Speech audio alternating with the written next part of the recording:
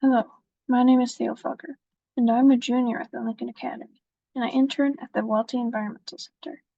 My GLOW project is on the effect of Canada geese populations on water quality. When I did background research, I found that due to the urbanization of America and the Migratory Bird Act, Canada goose populations have increased greatly. In fact, goose populations have increased from near extinction to 170,000 breeding geese as of 2023.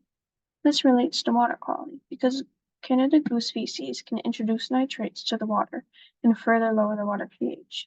This would imply that large Canada goose populations may have a negative effect on general water quality. This made me think of my research question. How do Canada geese affect water quality? After coming up with my research question, I began collecting data.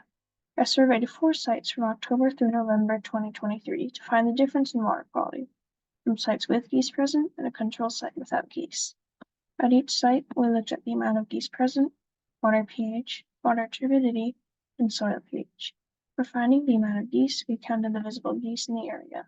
When taking water pH, we used GLOW protocols and took the pH 3 times with pH test strips.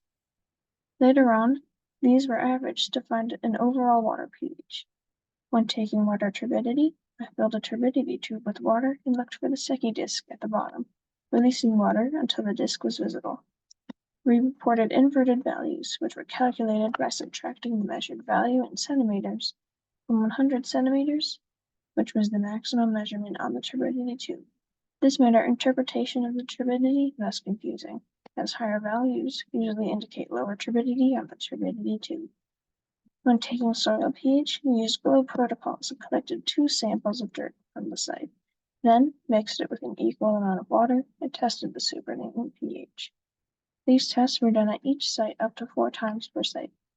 My data in figure 1 and 2 shows the presence of geese seems to increase water turbidity, with Riverside Park having the highest turbidity at 19 centimeters, and Goose Creek had the lowest turbidity at 76 centimeters.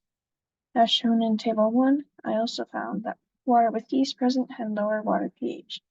Goose Creek had the highest average water pH at 8.2, and Preservation had the lowest at 7.3.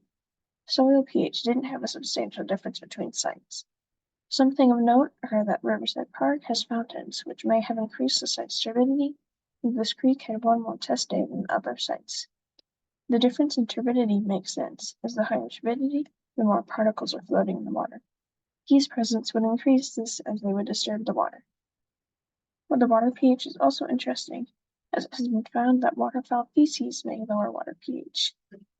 More research could be done into the future, such as testing water quality throughout an entire year, seeing if different waterfowl affects water differently, and testing water for salmonella and E. coli. I had a lot of fun doing my research project. It was a great choice for me because I've always loved birds. I think my internship was a great opportunity and a way to kickstart my future career. This presentation wouldn't be possible without help, so I'd like to thank a few people. First, I would like to thank the National Science Foundation for funding. I would like to thank Darien Becker at the Welty Environmental Center for logistical support. For setting up my internship, I would like to thank Laura Benish from the Lincoln Academy. I would also like to thank Darien Becker, Harley Mondiak, and Evelyn Hayward for field assistance. And I would like to thank you all for listening.